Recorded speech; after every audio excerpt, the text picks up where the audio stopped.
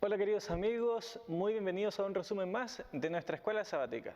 Esta semana hemos estudiado acerca de las profecías, las cuales nos muestran cómo es que Dios ha guiado la historia en el pasado y lo va a seguir haciendo hasta aquel gran día en que Él junte a todas las naciones. Sin embargo, para poder llegar a hacer una correcta interpretación de las profecías, es necesario considerar los puntos que hemos visto esta semana.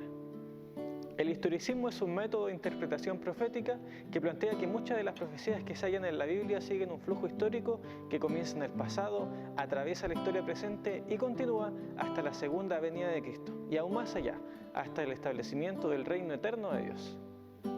Podemos ver un claro ejemplo de esto allí en Daniel capítulo 2, cuando Nabucodonosor sueña con una gran estatua que simbolizaba una sucesión de reinos. Y Daniel capítulo 2 y versículo 38 identifica a Babilonia como el primero de estos reinos, comenzando así con esta sucesión de reinos, uno tras otro, que va desde los días del profeta Daniel hasta el fin del mundo y concluye una vez más con el establecimiento del reino de Dios, simbolizado por aquella roca que cae, destruye la estatua y también se transforma en un gran monte.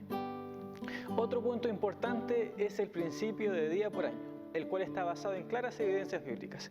Por ejemplo, Números capítulo 14 versículo 34, en donde Dios le dice al pueblo de Israel que según los 40 días que los dos exploradores habían utilizado para reconocer la tierra prometida, según aquellos 40 días, el pueblo de Israel iba a tener que vagar 40 años por el desierto. Como dice allí, un año por cada día. Y también Ezequiel capítulo 4 versículo 6, en donde los 40 años del pecado de Judá estaban representados por los 40 días en que Ezequiel, el profeta, se recostara sobre su lado derecho.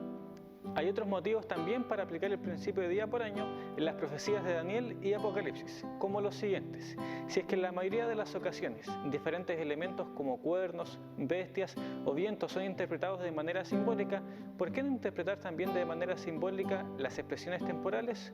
O dicho de otra forma, si es que el resto de la profecía se interpreta de manera simbólica, ¿por qué interpretar de manera literal solamente las profecías de tiempo? Otro motivo también es que muchos de los acontecimientos o reinos mencionados en las profecías cubren periodos muy largos de tiempo, lo cual sería imposible si es que las expresiones temporales se interpretaran de manera literal. Tanto en el capítulo 7 como 8 de Daniel se habla de un cuerno pequeño, que en realidad es el mismo cuerno y representa el mismo poder. Y también dentro de estos dos capítulos se dan varias características para identificar a qué poder representa aquel cuerno pequeño. Algunas de aquellas características son que este es un poder que se exalta a sí mismo, es un poder perseguidor y que ataca al pueblo de Dios, es un poder que se extiende hasta el tiempo del fin y así también es un poder que surge después de Babilonia, Medo-Persia, Grecia y Roma imperial. Y nos preguntamos qué poder cumple con todas aquellas características y que además surge de Roma y continúa con su influencia.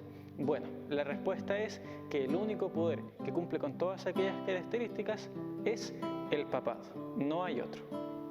Según Daniel capítulo 7 versículo 25, una de las acciones del cuerno pequeño fue perseguir al pueblo de Dios durante 1260 años, lo cual se cree que va desde el año 538 hasta el año 1798, terminando con la captura del Papa por parte del general Berthier. Ahora, según Daniel capítulo 7 versículos 9 y 10, después de aquella época de persecución medieval, ocurre una escena de juicio.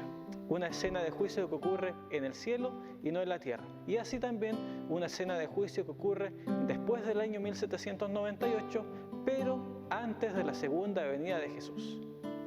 Y dentro de todo este contexto, es interesante que en Daniel capítulo 8 versículo 14 igual se habla de una escena de juicio, pero que ocurriría al final de la profecía de las 2300 tardes y mañanas. Esta profecía, según el principio de día por año, comienza en el año 457 junto a la profecía de las 70 semanas y termina el 22 de octubre del año 1844, posicionando esta escena de juicio un poco después de 1798 y también antes de la segunda venida de Jesús, concordando con la escena de juicio que se mencionaba en el capítulo 7 de Daniel.